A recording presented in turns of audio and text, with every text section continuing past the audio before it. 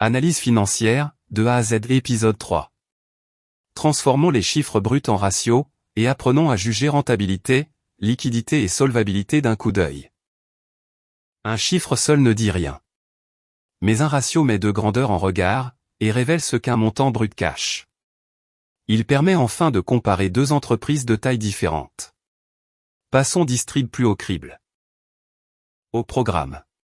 Les 4 familles de ratios. La rentabilité, avec le ROU et le ROCE. La liquidité, la capacité à payer à l'heure. La solvabilité, tenir dans la durée. Et la rotation, les délais clients et fournisseurs. Chapitre 1. Les 4 familles de ratios, une pour chaque grande question financière. Un ratio rapporte une grandeur à une autre, un résultat à un capital, une dette à des fonds propres. Son intérêt, il neutralise la taille de l'entreprise, et rend deux sociétés très différentes enfin comparables entre elles.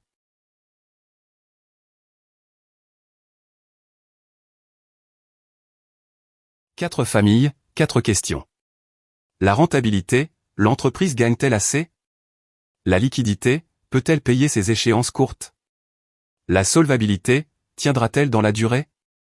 Et la rotation, son cycle d'exploitation tourne-t-il assez vite? La règle absolue avec les ratios, toujours comparer. Un ratio isolé est muet. On le confronte à 3 repères, l'historique de l'entreprise, la moyenne du secteur, et les concurrents directs. C'est l'écart qui parle, jamais la valeur seule. Le piège du chiffre brut. 1 million de bénéfices, c'est excellent pour une PME de 5 millions de ventes, mais médiocre pour un groupe de 100 millions. Le ratio résultat sur vente tranche immédiatement. Le montant brut, lui, trompe. Chapitre 2. La rentabilité, le résultat rapporté aux capitaux qui l'ont rendu possible. Le premier ratio de rentabilité, le ROU, la rentabilité financière. Il rapporte le résultat net aux capitaux propres. Il répond à la question de l'actionnaire, combien rapporte chaque euro investi? Un ROU durablement faible décourage tout nouvel apport. Le second, le ROCE, la rentabilité économique. Il rapporte le résultat d'exploitation aux capitaux engagés, dettes comprises. Il juge l'outil lui-même, indépendamment du financement. Comparé au coût de la dette, il dit si l'endettement crée de la valeur. Chez Distrib+, tous les voyants de rentabilité baissent. Le ROU chute de 21 à 13%. Le ROCE passe de 11 à 8%. La marge nette se contracte. L'entreprise rémunère moins bien ses capitaux. La rentabilité de Distrib+ en chiffres. Le ROU tombe de 21 à 13%, 8 points perdus en un exercice. Le ROCE n'est plus qu'à 8%, proche du coût de la dette. L'alerte est sérieuse. Pour comprendre un ROU, on le décompose, c'est la formule de Dupont. 3 leviers, la marge, la rotation de l'actif, et le levier financier. Cette lecture dit pourquoi la rentabilité monte ou baisse, pas seulement de combien elle bouge. L'effet de levier, à double tranchant. Tant que le ROCE dépasse le coût de la dette, emprunter amplifie le ROU. Mais chez Distrib+, le ROCE tombe à 8%, proche du coût de l'emprunt. Le levier se retourne. Bien lire la rentabilité.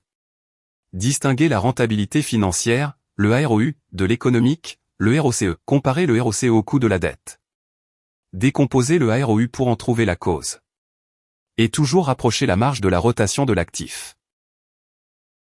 Chapitre 3.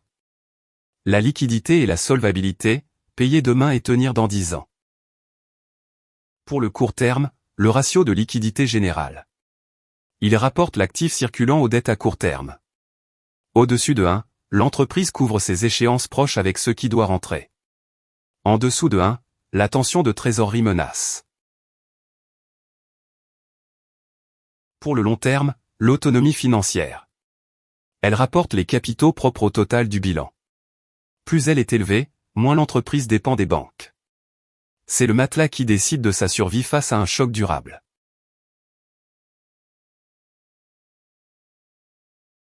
Un troisième ratio de structure, le gearing. Il rapporte la dette nette aux capitaux propres.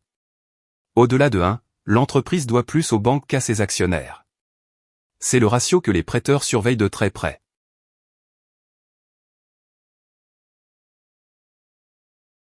Bonne nouvelle pour Distrib+, sa structure tient. La liquidité générale dépasse 1. L'autonomie financière atteint 43%, bien au-dessus du seuil prudent. Le gearing reste sous 1. La solidité de fonds compense, pour l'instant, la baisse de rentabilité. Une règle de méthode, rappelée par la Banque de France. L'analyse ne juge jamais sur un seul ratio. C'est la convergence des trois familles, rentabilité, liquidité et solvabilité, qui fondent un vrai diagnostic financier. Le sursis de Distrib+. Sa structure tient encore, grâce aux capitaux propres accumulés au fil des ans. Mais si la rentabilité continue de fondre, ses réserves s'éroderont. La solidité d'aujourd'hui est un sursis, pas une garantie définitive. Chapitre 4. La rotation et les délais, la vitesse à laquelle tourne le cycle d'exploitation. Premier délai, le délai client, en anglais le DSO. Il mesure en jours le temps moyen d'encaissement des factures. Chaque jour gagné libère de la trésorerie. Un délai qui s'allonge est souvent le premier signe d'une difficulté.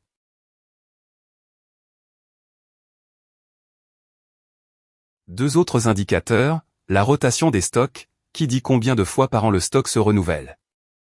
Et le délai fournisseur, qui mesure le crédit obtenu. L'équilibre entre ces trois délais pilote tout le besoin en fonds de roulement.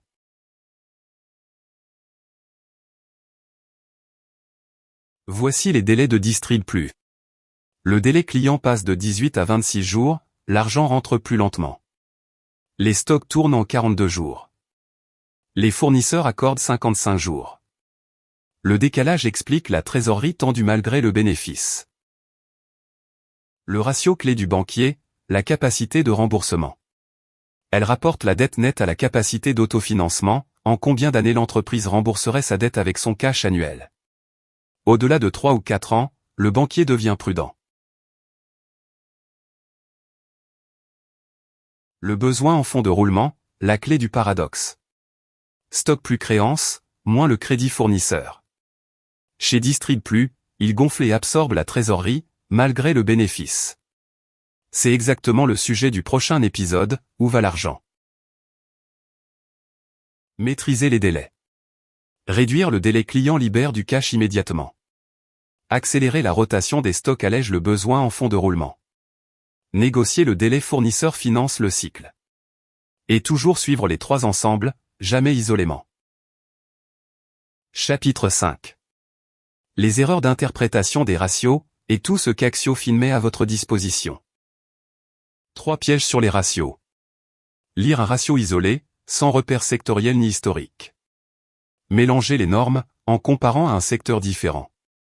Et oublier la cohérence d'ensemble, car c'est le croisement des familles qui éclaire vraiment le diagnostic. Tout Axiofin pour vos ratios. La formation complète et gratuite, chapitrée comme cette série. Le calculateur de ratios, rentabilité, liquidité et structure. L'atelier pour les calculer sur une vraie liasse. Et Solva pour interpréter un ratio, source à l'appui. 2 niveaux sur Axiofin. Le gratuit, pour apprendre, avec les formations chapitrées et le calculateur de ratios. Et pour aller plus loin, Solva qui interprète vos ratios source à l'appui, et l'atelier pour un diagnostic financier guidé. 3e épisode bouclé. Vous savez désormais juger une entreprise sur ses ratios de rentabilité, de liquidité et de solvabilité. Retrouvez la formation gratuite et le calculateur de ratios sur Axiofin.